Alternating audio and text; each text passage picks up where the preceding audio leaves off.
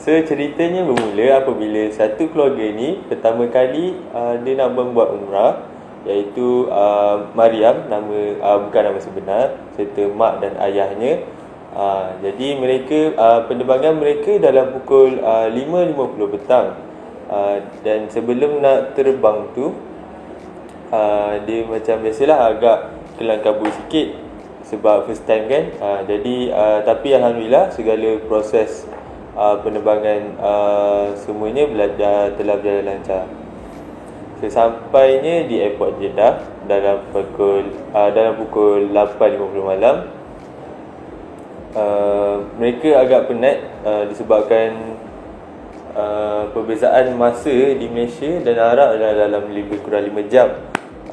Dan lebih memenatkan lagi apabila mereka terpaksa bersabar nak hadap immigration di sana, dan diorang kena beratur lebih kurang dalam 4 jam nak lepas dari immigration tu. Sewaktu di immigration, Maryam ni perasan ayah dia bangun sekejap dari kerusi roda dan pergi ke belakang. Mungkin sebab kaki dia dah kebas kan, duduk dekat kerusi roda tu lama-lama. Dan pada waktu itu terkeluar dari mulut Maryam yang berkata kepada maknya, "Mak, ayah dah hilang."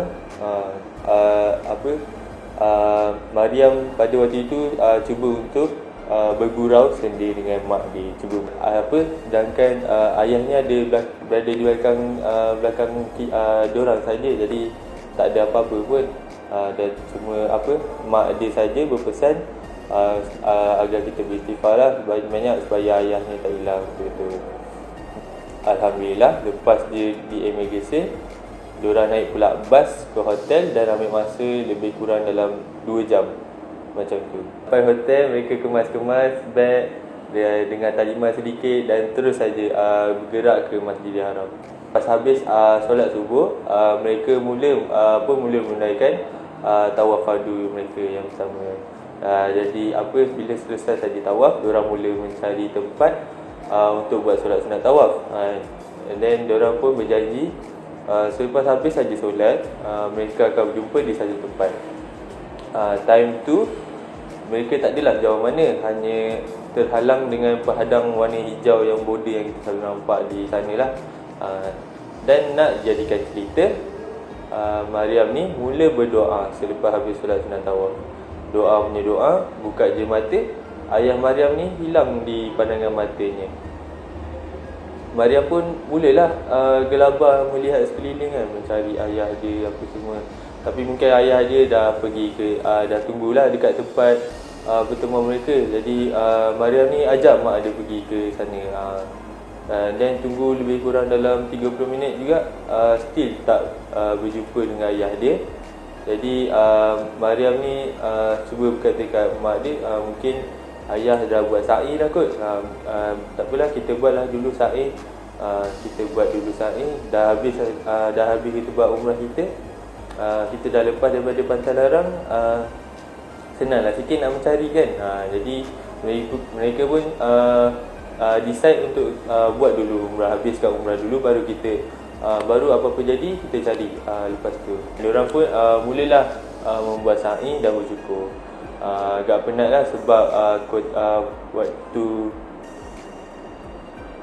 lah sebab pada waktu itu Maryam terpaksa tolak. Dia kena tolak kerusi roda mak dia. Jadi mak dengan ayah Maryam ni naiki kerusi roda. Sebagian diorang dah tua dan dah tak larat sangat, jadi sebabkan sa'i itu agak jauh jalanan dia. Jadi mereka sepatutnya apabila membuat sa'i ni kena naik kerusi roda lah, dan untuk senangkan pergerakan. Dan Maryam ni adalah orang yang first time pergi umrah, and then terpaksa. Dan waktu itu juga dia kena tolak mak dia untuk membuat sa'i. Jadi memang mensabarlah kan. Tapi diorang time diorang buat sa'i itu still tak nampak kelibat ayah dia. Sedangkan kat sa'i tu berpusing-pusing saja, tapi still tak nampak dekat kelibat ayah dia. Jadi selesai sudah umrah diorang, maka diorang pun mula misi mencari ayah ni. Mak Mariam ni cuba kontak dekat Mak Mariam ni cuba minta tolong polis Arab dekat sana. And then diorang pun pergi cari sama-sama keliling Masjidil Haram ni untuk cari ayah dia. Tapi lebih sejam still tak jumpa ayahnya. Jadi mungkin disebabkan polis tu nampak macam Mak Mariam dan Mariam agak nampak kepenatan. Polis tersebut minta diorang pun balik dulu ke hotel dan kalau tak ada juga baru buat report polis. Jadi maka diorang pun baliklah ke hotel dengan perasaan yang risau. Tapi waktu itu sudah saja lebih kurang dah nak zuhur, and then diorang pun perut tengah lapar. Jadi tak nak terpaksalah makan kan.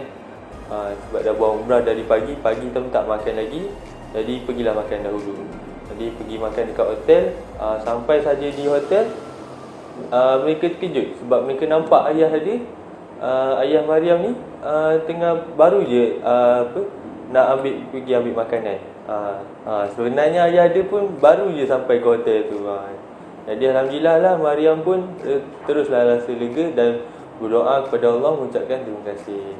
Pengajarannya di sini, apabila kita berada di kota suci Mekah ini atau di mana-mana saja, kita kena jagalah percakapan kita.